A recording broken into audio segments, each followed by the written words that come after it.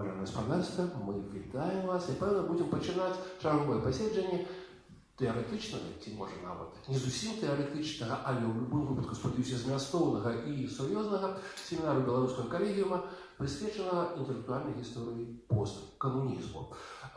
Ведаете, я весь час слухав вельми уважно, высветлив все наши дискуссии, размолвки, и подумал, что чагось фатально не хапает. А менавіта не хапает, я бы сказал, такого мастацкого вымирания ситуации. Бо казали про все, казали про социалию, казали про белорусскую идею, казали про национальную идентичность и так далее, и так далее. Мне не хапало мастаков. Я бы я цинично и я бы авторитарно вырашил гэтым разом справу поправить. Спадзяюся, что мы начинаем таким чином некую новое вымярэнне наших разважанняў з нагоды того, что с нами адбылося пасля камунізму і ці скончыўся гэты камунізм. А калі не, так як з ім жыць і што з ім рабіць. І таму я хочу сёння азначыць, што у нас незвычайныя, нефарматныя, спадзяюся, не апошнім разам завітаўшыя да нас госці. Гэта мастакі, гэта культур-актывісты, гэта вельмі розныя, вельмі яскравыя, як на мяне неверагодна цікавыя асобы. Гэта тыя, без каго цяжка уявіць найноўшую гісторыю беларускага мастацтва, скажем так. Это я уже комплименты подкручиваю. Это Антонина Свободчикова. И головный хулиган арт-сцены Беларуси Руслан Башкевич. Спадарства, у нас два микрофона, як не дивно, оба працуюць. Тому схема будет такая. Поразмаўляем в вольном формате. До речі, калі ззаді будуть питання, калі ласка, это все абсолютно магчыма, и больше вы отчаянно вітаецца. То бок мы тут собрались не за тем, как быть сгодными один за одним. Мы собрались, как поразважать супольно, как позначить, магчыма, некие істотныя рэчы нашей нелинейной культурніцкай рэчавіснасці. И вот Руслан уже микрофон захапіў, глядзіце. Да ладно. И я думаю, что варто пачаць, может, с такого пытання. Ну, ось у нас тема посткоммунизм, тема сегодняшнего споткания арт после коммунизма, да? А вот как вы считаете, вообще, что случилось с артом, с белорусским артом после коммунизма? Вообще случилось что-нибудь или нет? Может быть, по-прежнему там-то как раз предыдущая эпоха себя и проявляет? Как вы думаете, Тоня? Ну, может быть, я думаю, Руслан. Нет, спасибо. Я на самом деле просто мне хотелось бы, чтобы Руслан начал. Потому что, как это сказать, Руслан же чуть-чуть дольше меня же в искусстве. Ну, мне правда просто... Мне правда интересно. Да, да. Давай. Вали. То есть, что происходит на сегодняшний день, да? Нет, вопрос такой, а произошло ли что-нибудь? Вот ты ощутил какую-то, не знаю, смену эпох, ломку парадигмы, какие-то новые горизонты, какие-то обалденные перспективы? Вот ты сейчас живешь после коммунизма? Да, я лично да. Но я думаю, что это происходило, если и происходило, то день за днем, час за часом, это не произошло резко, это не было какой-то... Утром мы проснулись в другой стране, это не произошло... Только при микрофончике. Да. Поэтому, то есть, не знаю, пропали иллюзии, появился такой вакуум в пространстве, разреженное пространство, оно наполненное, стало многослойное, пропал какой-то потенциал и, ну, вот этот вот ресурс протестный, сопротивленческий, то, что раньше было так важно в эти поздние советские времена, и то, что мотивировало и вдохновляло вообще ту сцену. Никто, наверное, революцией как таковой не занимался, все просто радовались открытым возможностям, смене каких-то форматов. Мы говорим о жизни после 91-го года, да? Да. Ну и конец 80-х в том числе. Вот. Поэтому люди, в общем, какой-то шанс свой не то что упустили тогда, но можно сказать, что профукали, когда система ломалась, дышал наладан союз художников, вся эта вертикаль власти совершенно была развалена. То есть достаточно было 2 культур-активистов, 3, чтобы взять это как-то под свой контроль. Ну и как-то по-другому зарядить эту ситуацию другим знаком, другой энергией. Но опять же, это сейчас хорошо говорить, когда мы оглядываемся, а тогда люди просто радовались, вот, что можно дышать полными легкими, что можно ездить куда-то там, открывать новые горизонты, просто географию своих выставок, просто продавать работу. В общем, можно сказать, что какой-то шанс был упущен. И он, не вернулся таким же, то есть все стало как-то меняться постепенно. Вот. И для меня это неоднозначно. Сейчас, ситуация не стала более конструктивной, более ясной, наоборот. То есть это откат? В каких-то потенциальных возможностях это стагнация, по-моему, да. Я бы назвала вот то, что сейчас происходит, искусственная кома. То есть вот состояние вообще, состояние вот этой вот активности, да, и позиции художника, да, то есть это получается, что вот даже сегодня мы пришли к вам, да, и это на самом верху, это такая вот личное такое какое-то пространство. Мне кажется, да, то есть все это разошлось опять, Мансарда, да, разошлось опять по мансардам, и вот как раз-таки, мне кажется, знаешь, второй шанс был. Мне кажется, он был вот после, до 2010-го, то есть вот нулевые, мне кажется, это был такой второй шанс, когда, возможно, было получить что-то другое, какой-то другой вот результат, да. А что случилось? Во-первых, на самом деле, вот мое как-то летоисчисление, оно идет вот с конца 90-х и с начала нулевых, да, получается, такой творческий, моя творческая жизнь. И как раз-таки, когда мы пришли вот в искусство, возникновение галереи УТ, это Белорусский павильон Венецианской биеннале, потом, то есть, вообще все равно какая-то была очень, мне кажется, воодушевленная история, не знаю, потому что я была просто молодой, может быть, поэтому был такой романтизм какой-то, но почему-то казалось возникновение галереи УТ... Руслан был постарше, тоже отжигал в Венецианском павильоне. Да. И получается, что... и вообще возникновение галереи мне кажется, это тоже очень такой важный момент. Но все как-то опять, это все сошло куда-то... Смотри, вот мы говорим, ты сказал, искусственная кома. То есть предполагается, что кто-то как бы ввел искусство в это состояние. То есть у этого состояния есть автор. Я думаю, что мы сами это сделали. То есть мы сами это делаем. Искусственная кома, я бы сказала, такая, как сказать, с точки зрения, наверное, внешней активности. То есть это получается, что инициативы у каждого художника свои остаются, но какой-то общей идеи, общей активности нет. Она была когда-нибудь? Вот эта общая идея? Почему-то мне казалось, что воодушевление какое-то было.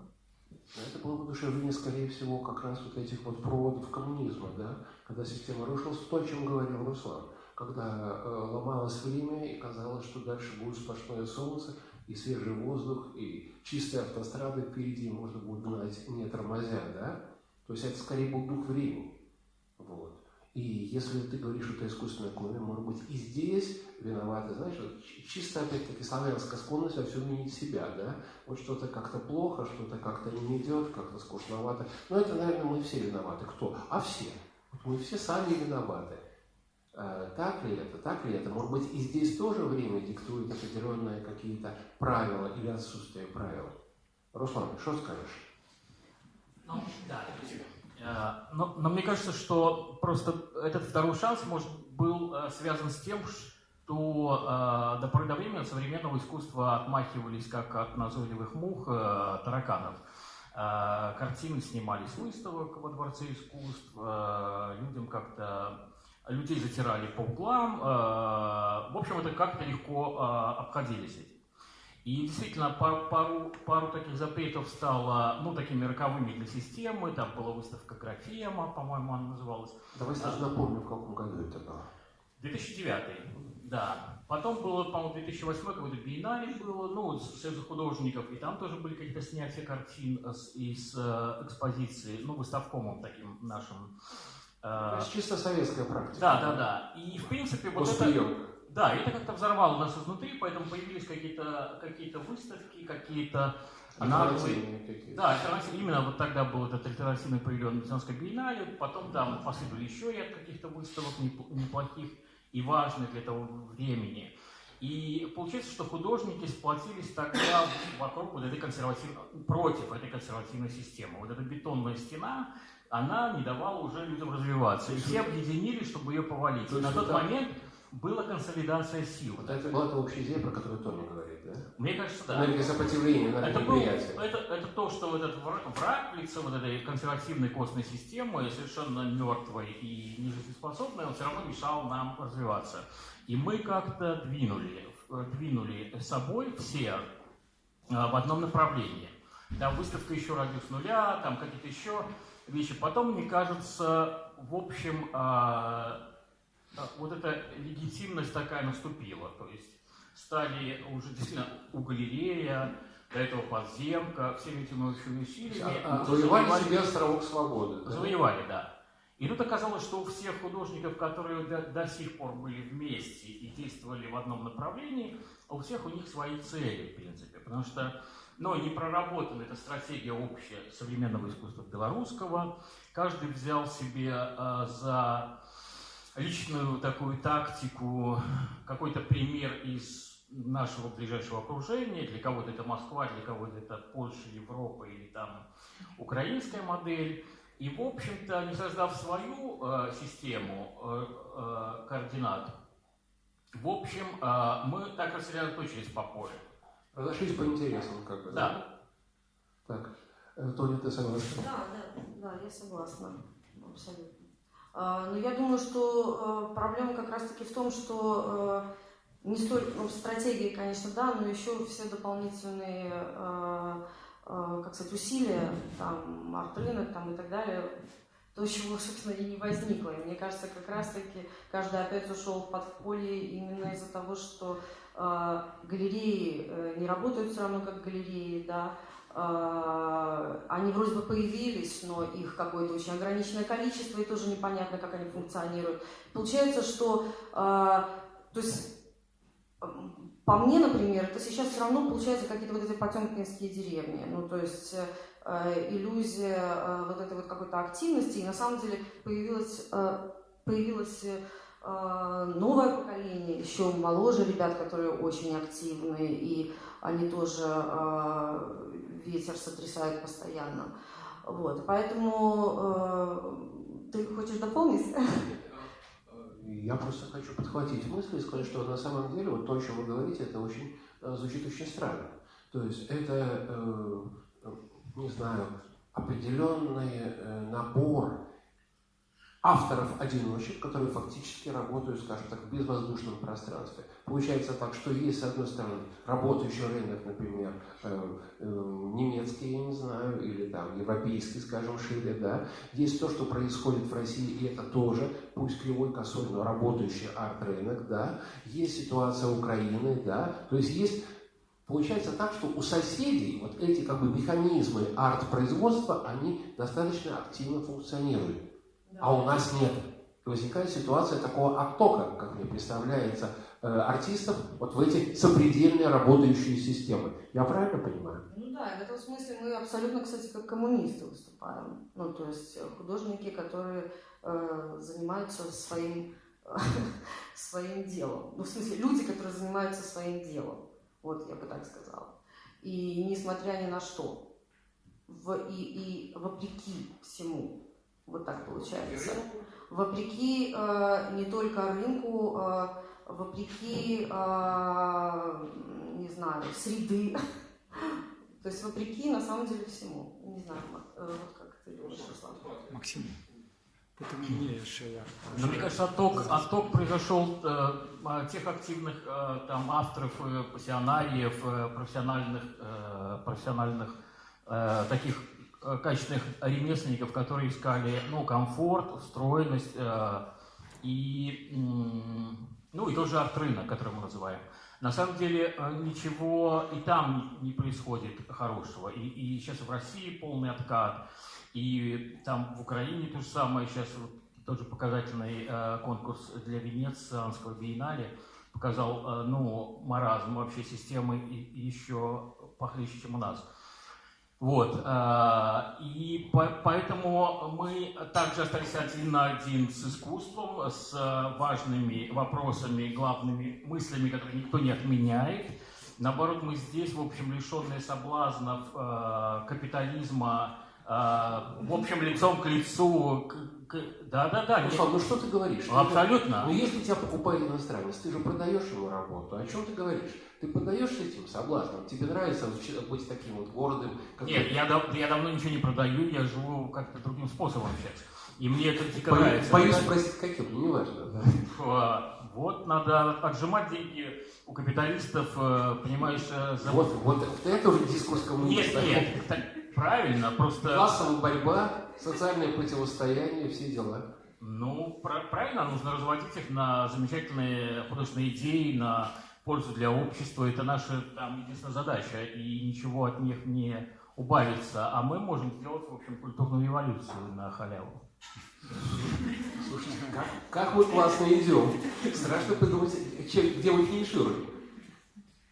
Арт-революция на халяву. Это может стать песней. Но у нас есть еще и скрытый эксперт, который время от времени вырывает у нас микрофоны для своих мудрых мыслей. Игорь Попков. Я в вельмі правильный момент вырвал микрофон. Революция на халяву — это вот то, что вот дозволяет как раз, да, по-нашему. Не, я просто еще более памятаю, вот, как казать, там про нулевые, там 90-е. То есть я памятаю еще 80-е годы. И мне здається, что мы почали с третьего такта. То есть вот, когда говорить про белорусское мастацтво в эпоху посткоммунизма, то треба вернуться в середину 80-х, когда сформовалась основная бинарная схема белорусского мастацтва, умовно, да, то есть это классичное мастацтво, то есть, белорусская классика от неких версий там классично-национальных, да, вот с Селищука, и такие легкие. Да, то есть, але все это было усталеванное, высокопрестижное, это была мать реальность, то есть вот это было настолько, серьезно, важко, что коли казать, что чим было белорусского мастацтва было больше белорусской реальности в 80-е, да? И параллельно начинала формоваться система белорусского авангарда. То есть я памятаю вельмі добра, в 80-е особисто я там собрал с Лютой Русовой, с Игорем Кашкуревичем, с Лешей Ждановым, то есть все эти, скажем, спробы выстроить некую альтернативу, и и одно классичное мастацтво было оппозиционное, бо оно было антиколониальное. И оно спробовало заменять собой реальности, вот поддашек это белорусские, такие национальный проект, конструирование традиций. Это не была, не была классика в таким банальном сенсе. Это все ж таки был модернистский проект, який выдавал себе за классику в классичных формах, да? И вот это авангард, И я докладно памятаю початок 90-х, с одного боку вот такое фантастичное счастье всех моих сябров, что нарешті приехали. А потом, як бывает, когда человек падает с 9-го поверха, и не может ухопиться, начинаются размовы, что галерейное мастацтво пришло, все приехали и начали скупать, водить, то есть мастаков почали замежные герои водить на прогляды, ходить на прогляды. То есть почалось выстроивание, скажем, колониальной иерархии, Але вже не з перспективи там парткама або там нового ідеологічного відділу, а з перспективи капіталізму, да? То есть вот этой системи галереїв, там якби.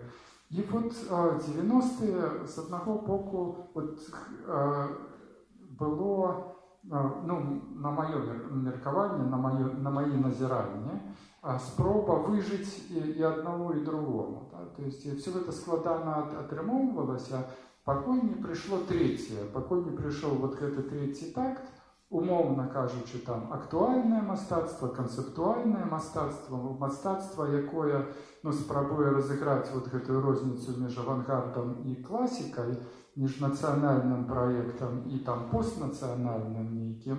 І з одного боку, ну, вот реальність прийшла, да, то есть 90-е это Годо прийшов, да, і от вгризтися в эту реальність. Да. Вот мені здається, що Руслан якраз ідеальний приклад вгризання і от, порукання з этой реальністю, уже новой. Да?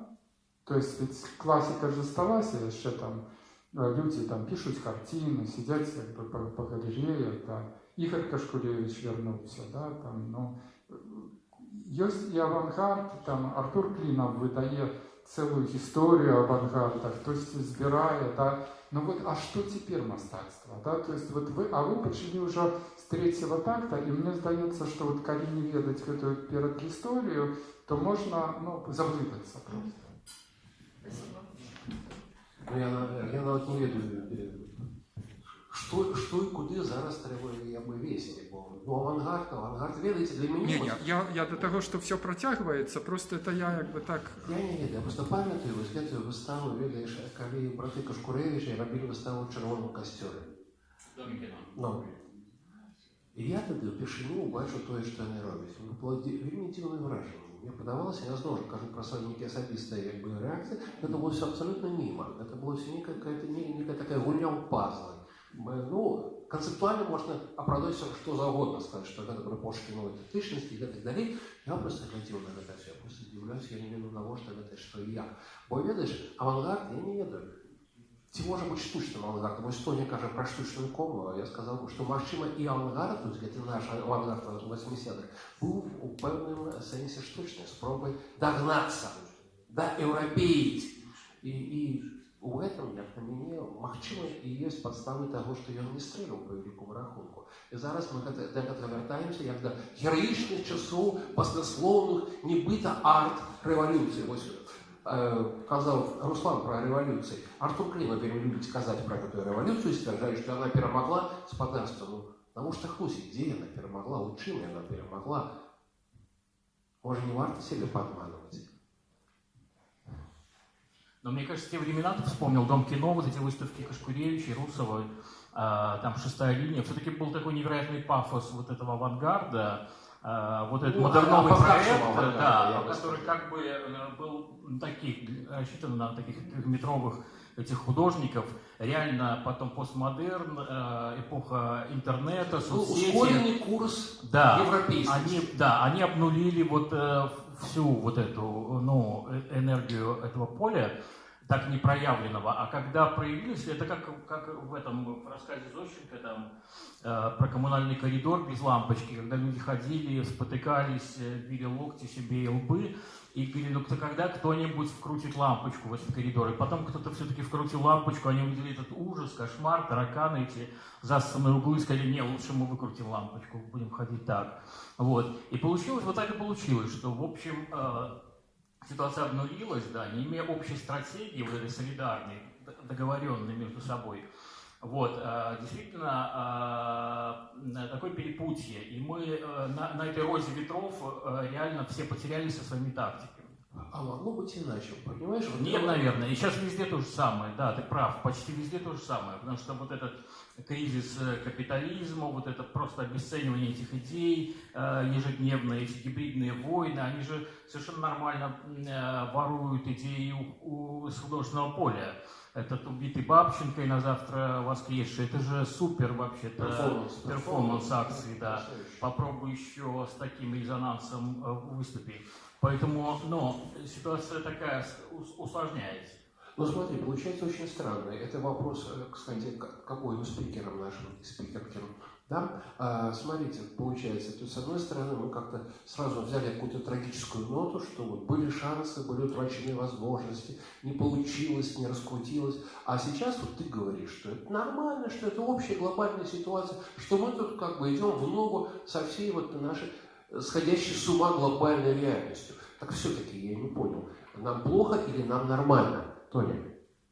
Ну, а почему мы должны отвечать вообще на этот вопрос? Мы живем, ну и понятное дело, что как раз-таки, ну, как по мне, так как раз-таки в конфликте и драматизме весь интерес. Как мы, я, честно говоря, не могу и не хочу это так охарактеризовать, мне это не очень интересно. Вот. Но я на самом деле хотела дополнить еще такую штуку вот по поводу авангарда. Это как раз-таки вот 6-я линия на меня очень сильно повлияла. Потому что я училась в училище, мы ходили туда пить вино, и я помню Артура Клинова с его катафалками. Ну, то есть как раз-таки вот меня это очень... Это такое первое яркое впечатление от нашего искусства. А потом был Руслан с поющим хором пожарников. По-моему, у тебя была выставка такая в Ирбеле. Вот, то есть, мне кажется, это как раз-таки очень хорошо все равно. То есть, надо сделать свою работу, на самом деле. Вот это прошлое. Да, потеряла мысль просто. Ну, смотри, вот мы говорим о том, о чем мы говорим на самом деле, о том, что для эффективного функционирования искусства мало энергетики отдельных харизматиков. Мало энергии личного подвига, скажем так. Да? Наверное, как я сейчас буду как бы умничать, я говорю, что для этого, наверное, нужна все-таки определенная система образования, правильно? Воспитание как бы новых генераций и новых авторов и зрителей. Да?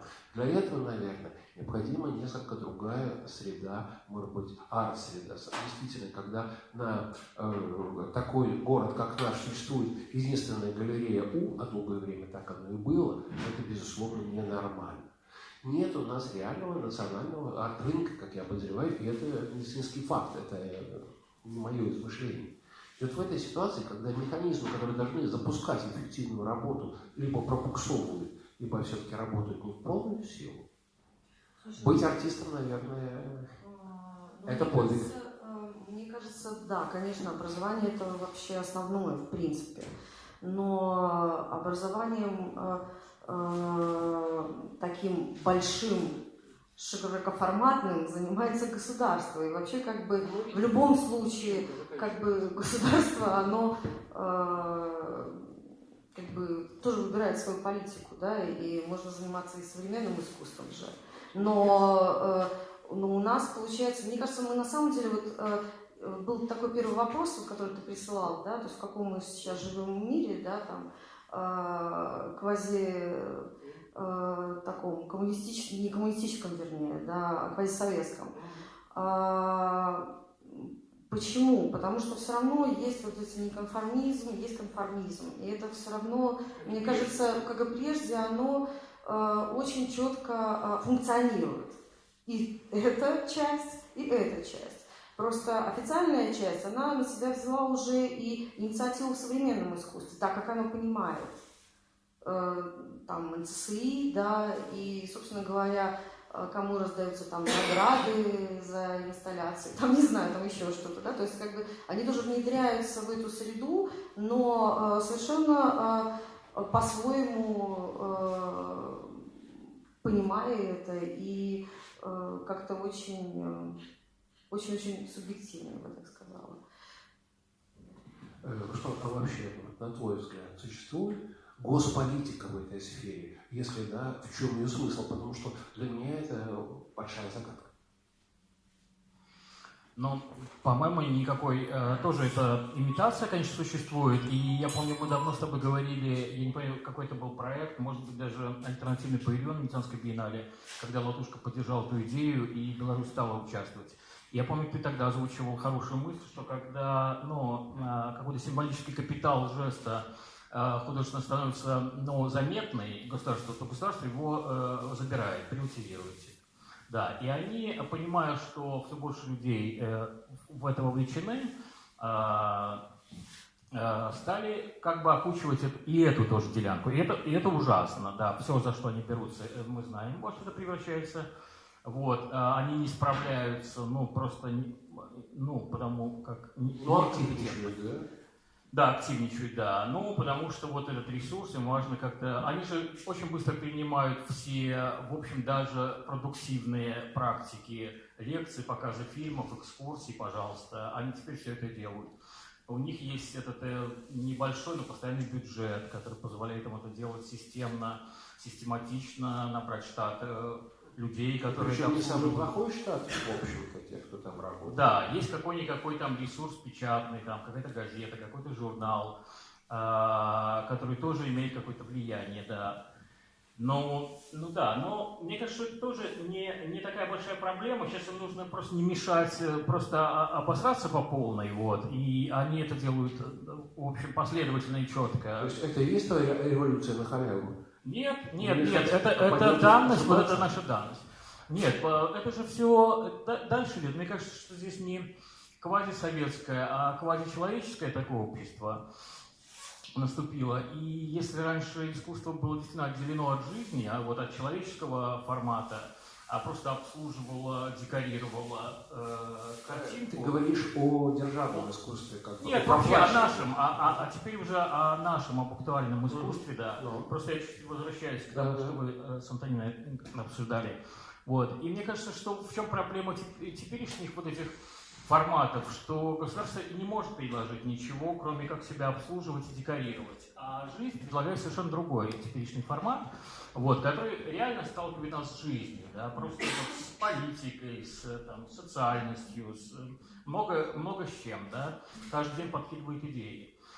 И тут, в общем, искусство становится таким бесплатным приложением, хорошим инструментом дополнительным к твоей человеческой составляющей. И вот эти вот разобраться бы вначале со своими там приоритетами, что же ты хочешь как человек, а потом уже как автор. И поэтому в этих наших условиях, которые и не так уж плохие, как ты сказал, действительно, потому что нету арт-рынка, нету денег, нету коллекционеров, нету современного музея, нету по-настоящему центра современного искусства, мы, в общем, также близки к этим первым каким-то или последним истинам, да, нас ничто не отвлекает, чтобы так же, как и раньше, вооружиться этим пафосом все-таки большого жеста художественного, двигаться вперед. То есть ты предлагаешь отмотать как бы к авангарду? Ну, я думаю, это очень омолаживает. Авангард, в принципе, да, он Ну, прекрасная перспектива для как бы, человека, который приходит, только делает первые шаги в арте, да? Что мы ему предлагаем? В том случае мы ему предлагаем старые схемы, да? Да, давайте поиграем в дадаизм, давайте поиграем в цирк, давайте поиграем в абсурд, давайте поиграем в суперавтора против всего мира. Но это все позавчерашние игры. У меня сильное подозрение есть, что новое поколение медийных артистов, работающих в совершенно новых стилистиках, вот для них эти героические сказки уже очень мало значат. Или я ошибаюсь? Ой, ну это сложно тоже сказать. Ну, на уровне...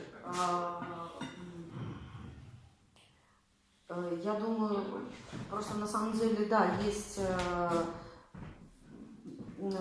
Сейчас я попробую сформулировать.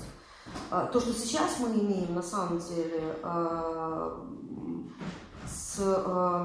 как сказать, вот в активистском искусстве, допустим, да, в контемпорари, сейчас тоже очень интересно, мне кажется, происходит вот история по поводу такого отношения заказчик и исполнитель.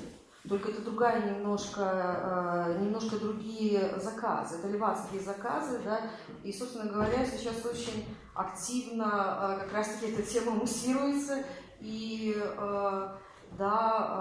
очень много художников живет как раз-таки вот в таких отношениях. Это все-таки новый сервис или новая альтернатива? Нет, я думаю, что это новый сервис, конечно же. Ну, начиналось это как новая альтернатива, а в итоге получается опять сервис. И получается, что искусство, мне кажется, это вообще такая очень интересная вообще, как сказать, история искусства в целом, потому что искусство всегда, с одной стороны, было в таких отношениях заказчик-исполнитель, да, неважно вообще, что это, да, и в то же время было искусство как отдельная форма. И вот мне как раз-таки кажется, вот этот вот перевес, он всегда, мне кажется, все как-то очень сбалансировано. То есть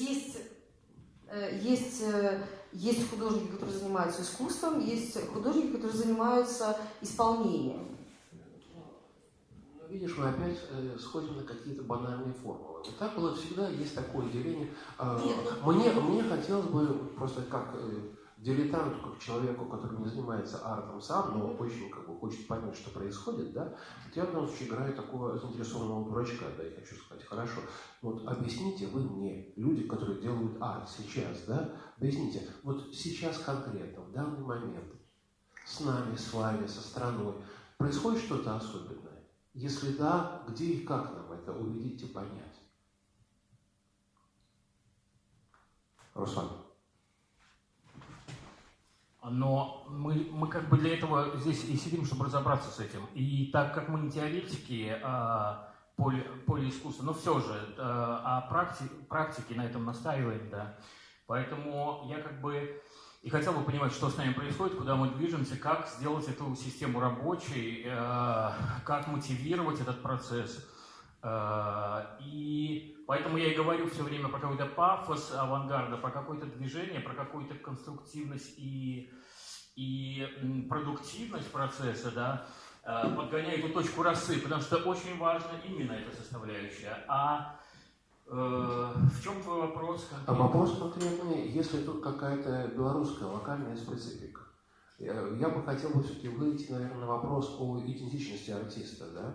Вот когда мы говорим, что это постсоветский, да, автор, имеется в виду автор, избавившийся от вот этой идеологии забюрократизированной, политизированной инерции, которую предлагал в свое время советский расклад, да, как на уровне продержавного искусства, так и на уровне андерграунда, да. А вот сейчас здесь вот для тебя, ты вообще себя считаешь белорусским артистом? Такой вопрос циничный. Ну, или ты глобальный художник? Конечно, я работаю с этим контекстом. Мне как раз очень важна именно эта специфика места. Я думаю, что не имея такой регулярной армии на вот этой войне искусства, партизанская война, она как бы обречена. Ну, потому что эти партизаны что-то делают, потом они выходят и, не понимая, куда бежать, идут в первый попавшийся там кабак, куда угодно. Да. Их накрывают после второй и накрывает вот эта гибридная война вот эта, в культуре, когда государство абсолютно контролирует все доступы. Это как раз вот был, кстати, вопрос, который я хотел тебе задать, вам задать. Вот модно было говорить, тоже Клинов немало говорил о партизане, да, о сверхпартизане, как о неком архетипе белорусского артиста, да. Вот белорусский партизан в арт-мире, в белорусском арт-мире, он жив уже или мертв? Вот ты партизан? Это тушка или чучело? Ты мне скажи. Я не белорусский партизан. Нет, я такой больше анархист, я работаю в открытом поле, я не делаю это как-то там втихаря, у меня своя какая-то... Ты же диверсант, ты же террорист, арт-террорист. Ну, открытый, в смысле, всем ветрам мне нравится как раз, идти туда, где страшно, где мне самому, где... больно, мне самому, не кому-то. Я работаю с этим полем вот таким образом. Вот. Но в помощь нам же все медийное пространство теперешнее, интернет, мы не такие оторванные. Не нужно прирастать к ЦСИ, к галерее, чтобы, в общем, быть частью... То есть ты скорее сам себе теоретик, заказчик, рекламный агент и спичрайтер? И зритель. И зритель. Да. Тоня, что скажешь? Ты партизанка? Слушай, мне кажется, как раз когда ты зритель, то это партизанство все-таки. Нет, это концептуальное искусство. Ну, очень похоже, наверное, очень похоже на Руслана, хотя мне все-таки по душе, наверное, такое закрытая активность. Ну, по крайней мере, то, как сейчас я живу и как я сейчас работаю. Да, мне интересно работать, конечно, с контекстом. Мне интересно, конечно, жить в этом. Я понимаю теперь интерес здесь, жизни здесь. Но все равно моя, наверное, творческая жизнь, она все-таки больше похожа на такое партизанство. А что это для тебя? Это внутреннее сопротивление какое-то? Это сопротивление и это подпольная жизнь, скорее всего, так. Это как же? Жить и работать вот сама с собой, наверное, так. Не на виду, да? Не на виду, да.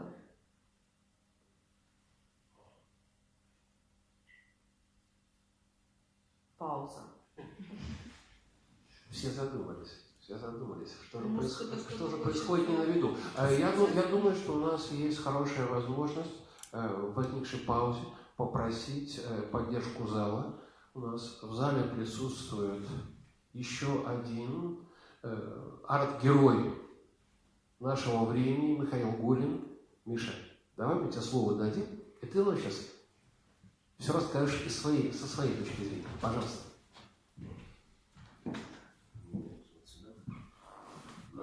Добрый вечер.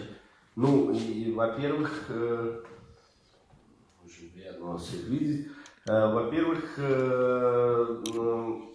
конечно, первый вопрос, первое сомнение возникает из самой темы. Дело в том, что с коммунизмом мы как бы знакомы и все в порядке, а вот с капитализмом тут есть вопрос. То есть, если у нас оппонент, такой чистый оппонент, да, то есть это идеи в лице капиталистической системы. Раз. Второй вопрос. Мы вспоминали авангард. Ты говорил, что тебе он казался очень сильно вторичным, да, и тут же возникло несколько реплик, что этот авангард все же был необходим, и было этой энергии хватило для того, чтобы зарядить следующее поколение художников. Вот, то есть мы несколько таких вот вещей, мы оппонируем некому капитализму. Мы не оппонируем капитализму. Ну, Миша, мы не занимаемся антикапиталистической пропагандой. Боже. Нет. Мы говорим... Здесь несколько... Минуту. После коммунизма речь идет о определенном, скажем, периоде ломки парадигм, смены матрицы. Да. В этом плане, только в этом. Но мы разбираемся, знаем, что с нами случилось дальше. Мы же знаем, что как бы ситуация художественная – это сейчас вообще неотъемлемая часть политической ситуации, экономической ситуации, да? И получается, можно посмотреть на страну, чтобы понять, что случилось с ее искусством. То есть, можно посмотреть на первое лицо страны, чтобы понять, каково лицо белорусского арта. Да? Тут, как говорится, это однозначно совершенно, потому что Руслан сказал очень важные вещи, потому что конкурировать сейчас в плане перформативных практик с политиком, там, ну, это практически невозможно. То есть то, что устраивает там в Твиттере Трамп, или то, что делает Путин, или то, что делает Лукашенко, это просто, ну, художник отдыхает. То есть арт проигрывает политике? Абсолютно однозначно. Это общее мнение, вы согласны? Да, давайте попробуем. Это интересно, очень сильно. Руслан, давайте в режиме. Да. Сейчас, я что-то хотел сказать. Да. Но мне кажется, проигрывать на этом поле масс-культа, конечно же, вот. И все равно у художника в любой ситуации появляются новые инструменты. Но на то он и художник, и концептуальный художник. Он, конечно, что-то не работает, то, что работало раньше. Там ситуация предлагает новые условия. Вот. Для меня, например, вот это поле, если оно забивается государственными инициативами, а это уже не игровое поле, на этой территории я играть не стану. Мой конфликт с всеми возможными институциями государственными прямой и очевидный. То есть ни журнал «Мостаство», ни газета «Культура», ни ЦСИ, ни Музей современного искусства меня не интересует, и я в открытой контре. Этот конфликт меня, в общем, воодушевляет очень мощно. Вот этот протестный ресурс, он работает, как ни странно, у нас до сих пор. И, может быть, вот эта злость, она мотивирует очень сильно. Даже ненависть к этим... Как ни странно, это очень, очень аргумент серьезный в собственном творчестве, в собственной позиции. Отлично, звучит практически как песня. Тоня, что скажешь? Я уже... На что ты хочешь сказать? Нет, на самом деле, просто Руслан очень много вещей говорит, собственно, срывает с языка, потому что у меня очень похожая ситуация. Я не то что нахожусь в контре, практически со всеми тоже институциями и с Союзом, хотя спустя 10 лет я впервые получила мастерскую, то есть это такой как бытовой момент, но, по-моему, тоже очень такой показательный. Поэтому, да, конечно, это очень... Слушайте, я сегодня, простите, потеряла мысль, совершенно задумалась о другом, просто начинаю вспоминать истории, связанные с Музеем современного искусства, и, конечно, это все очень, очень печально, очень печально. Насколько я понимаю, Миша, у тебя был очень похожий сюжет, да? Креативный. Сюжет-то похожий, но наши всегда в последнее время эти круглые столы, они заканчиваются, да, вот таким каким-то буксованием. И сюжеты похожи, но один из важных моментов вот и вопросов, есть ли в этом, то есть работает ли это, работает ли такая форма сопротивления, потому что тот же, я помню, Руслан, как ты говорил, что, по-моему, перед встречей, перед триеннале очередным, ты говорил, что любая... Если есть этот конфликт, да, если ты с чем-то не согласен, ты должен скрывать это, да, то есть каким-то продуктивным контрдействием. Вот. На самом деле, я со стороны вот смотрю, да, меня и тебя у меня нету в Фейсбуке, да, но как бы... Да, и... У меня, у тебя. Я... а ты сам сказал, что это медийный ресурс, да, тебя нету, допустим, в Мостастве, тебя нету там, и мне кажется, мы сильно переоцениваем вот эту степень очевидности этого сопротивления и этой позиции. То есть я не вижу этой позиции пока. Но я же говорю не про мы, я говорю про свою какую-то позицию, про свою мотивацию, личную тактику. Это меня будоражит, это меня злит, это меня оставляет в тонусе живым и подвижным. Я как бы против всего мира, мне это вполне устраивает. Не вижу уютной или комфортной ситуацию встроенности в институции, в систему, крепко стоять вот на земле двумя ногами. Мне кажется, это не очень удобная поза для полета вот твоего. А это состояние я ценю, в общем, больше всего. Вот. Потом, когда мы готовили триеннале, я не говорил, что нужно скрывать конфликт, я говорил, что нужно шатать эту систему там, где это возможно, и не нужно от этого отказываться. И отжимать, не дать ей занимать наше пространство, которое мы большим трудом отвоевывали на тот момент. Но, опять же, это, хорошо говорить об этом, на практике это получается по-разному, мы все по-разному понимаем многие конкретные ситуации. Поэтому вот, ну, не знаю, ну, вот моя позиция все же вот такая. Открытый вот этот водораздел, все-таки проявленный, независимых инициатив и государственных вот этих всех институций. Мне кажется, вот это уже лет 5-6 существует даже в актуальном искусстве белорусском идея кооперации, такой коллаборации, в общем, такого неявной такой дружелюбной лояльности. Она, в общем, привела к тому, что вот то, что единственно наводило резкость на это поле, на этот процесс, пропала вот эта опция. То есть реально теперь уже непонятно, куда нужно даже партизану бежать. То есть он... Зачем он вообще куда-то бежать? Получается, что где я нахожусь, там находится центр современного искусства. Любой может так сказать. Ну, да, мы так и говорим. Ну, и получается, что как раз-таки партизан не должен никуда бежать, а в моем случае партизан закапывается глубже, да, но все равно при этом совершает действия.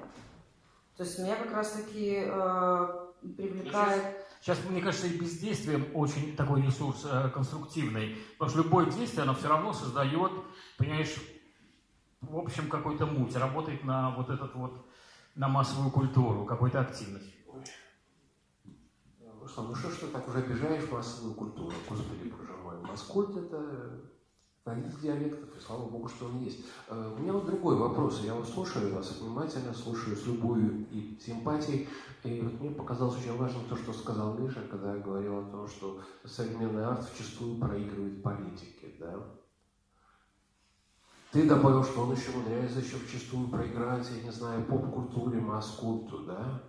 И вот я хотел бы спросить вот вас, как людей, которые уже как бы имеют вес, имеют значение, имеют репутацию, имеют свои вершинные какие-то результаты, я бы сказал так. Как вы думаете, вот у современного белорусского артиста есть шанс переиграть политику, поп-звезд?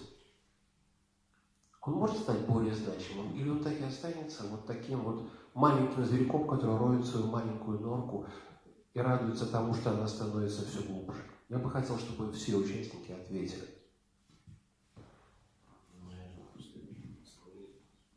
Нет, ответь, это интересно. Ну, я считаю, что останется маленьким зверьком, который роет свою норку, потому что то, что я услышал на дискуссии, это все равно такое жонглирование словами. Там, свежий ветер, снова встретим. Это, конечно, красиво все, этот пафос должен быть. Прежде всего, он работает, как Руслан сказал, на индивидуальном уровне. Это совершенно важно, да, потому что, конечно, заводить себя надо.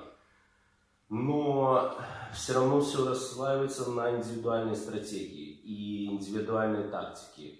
И как бы в чем сейчас вот эта вот именно специфика нашей белорусской ситуации, в том, что у нас есть эта дуальность, да, то есть есть официальная, есть неофициальная культура. Да, расплюсовка есть. То есть получается единственная надежда для неофициальной культуры — это некая консолидация, некая стратегия, да. То есть почему? Прежде всего я тут имею в виду просто чисто экономический ресурс. То есть поскольку нету как бы дотаций со стороны государства, нету системы грантов, нету системы поддержки, то вторая важная составляющая после политики — это экономика, да, то экономика просто современного искусства страшно проигрывает. То есть, не арендовать там помещение, не сделать какую-то акцию невозможно.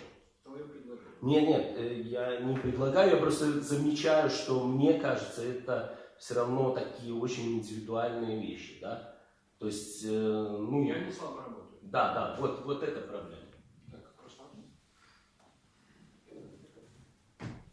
Я просто думаю, я продолжу Мишину мысль, и, конечно, индивидуальный маленький зверек, конечно, потому что по-другому по-другому прожить, мне кажется, очень будет, как сказать, неинтересно. Ну, мне, да, потому что меня на самом деле просто другие вообще волнуют вопросы в искусстве. Вот в чем дело. И мне как раз-таки очень хорошо с самой собой. И подключать просто, других... Нет, ну это, во-первых, бессмысленно совершенно. И поэтому как раз-таки у меня сейчас такая стратегия. Я просто подключаю к себе тех людей, которым тоже интересно со мной.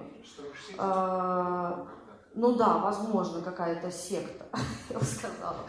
То есть у нас с Мишей есть, например, такой проект 1+1 = 1, и мы устраиваем выставки, и в любом случае создаем какую-то такую место, где можно заниматься искусством и к этому искусству присоединять еще других людей. И мне кажется, что вот это, на мой взгляд, сейчас... Малые дела. Да, малые дела, конечно.